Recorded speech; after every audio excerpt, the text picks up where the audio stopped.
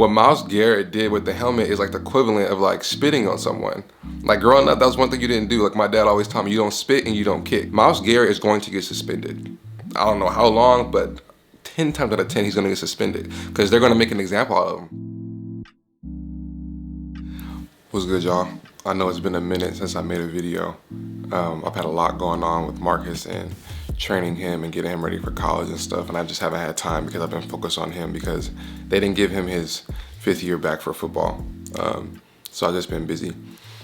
I watched the game last night and I saw what Myles Garrett did and I am shocked.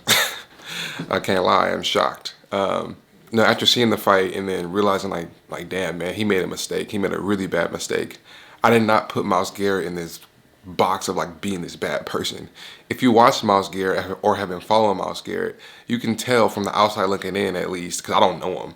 I have friends who play for the Browns. My best friend plays for the Browns, Eric Murray, who's a safety. He knows Myles and talks about how good of a guy Myles Garrett is. When you look at him from the outside looking in, the media has always portrayed him as this great guy who has an idea for a career after he's done playing football.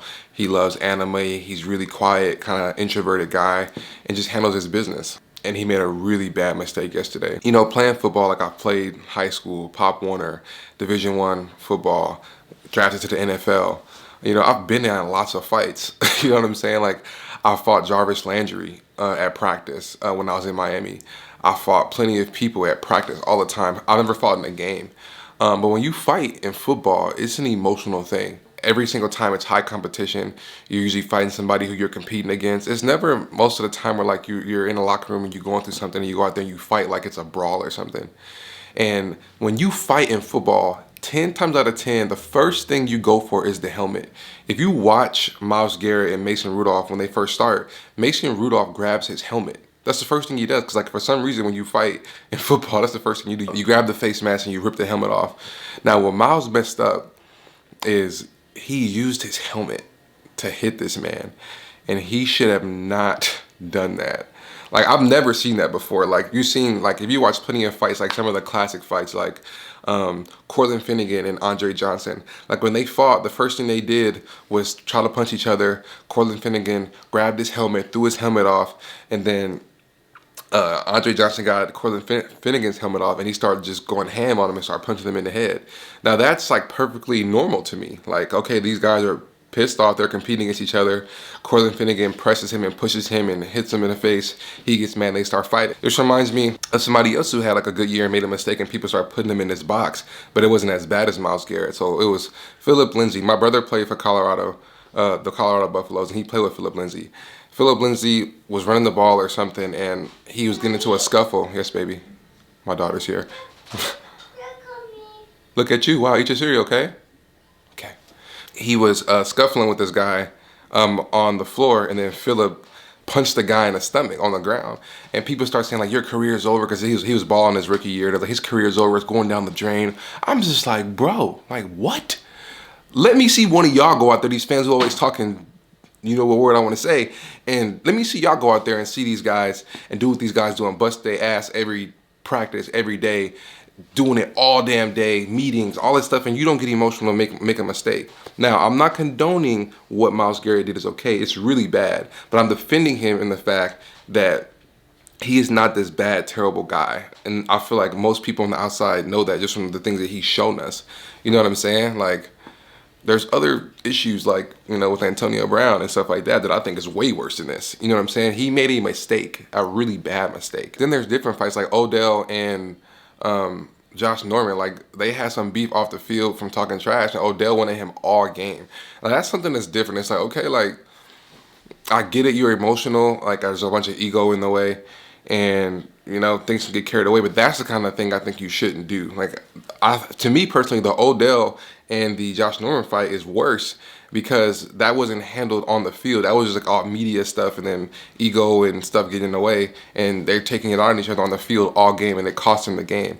And you could tell it was super emotional because Odell dropped the first pass and it was a touchdown. He burnt Josh Norman, so he's emotional. You know what I'm saying? I get it, but I still don't think it's right. But I'm here to defend Myles Garrett because, like, I get why he was so emotional. If you look at the press conference, he like, man, I got out of character and I shouldn't have did that. It's embarrassing. He is embarrassed. And what really pisses me off about this specific thing with Myles Garrett, when you go on Instagram and stuff and you see the comments under the fight and these pictures and people tweeting right away talking about he should be suspended for 30 years and people say, hope you have a backup job, it pisses me off.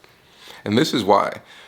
When you're in the limelight, when you're an NFL player like I was, and you do something, you make a bad play, or you get in a fight, or anything like that, you're automatically put in this box and everything you do is washed away. And it's so damn unfair. It's like, yo, like we are playing an emotional game. We are doing something that's taking every ounce of us, of our blood, sweat, tears, time.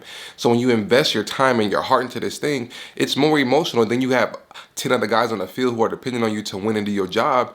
Like there's a bunch of emotion in it. You know what I'm saying? So like, and you make mistakes. And I've grown up like fighting just like at school and stuff. And I understand what fighting is like. And there's some things that you don't do. Like I honestly feel like this is probably taking a little bit far, but what Myles Garrett did with the helmet is like the equivalent of like spitting on someone. Like growing up, that was one thing you didn't do. Like my dad always told me, you don't spit and you don't kick. And when I saw Myles Garrett, I'm like, yo, bro, like, you cannot do that. Like, there's no matter what, you cannot hit somebody in the head with a helmet. And I've never seen that before. And like, if you have a clip of somebody using their helmet to beat somebody up on the field, show it to me, because like, I've never seen that.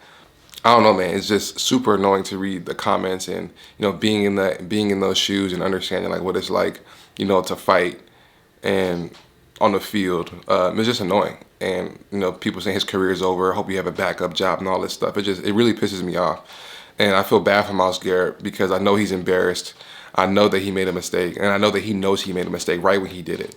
But it's an emotional game. And you make mistakes and you can't take them back. You got to live with them. My dad told me a long time ago that, you know, you could do something right all your life, but you could do one wrong thing and that's what you'll be remembered by. And I hope that's not the case with Myles Garrett.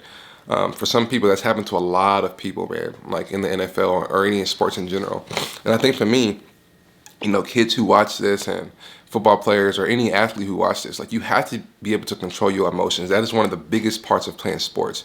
It's the biggest part of character. It's the biggest part of maturity in your sport. You have to commit to not do anything stupid that's going to hurt your team. Because if you hurt yourself, you're hurting your team. Myles Garrett is going to get suspended.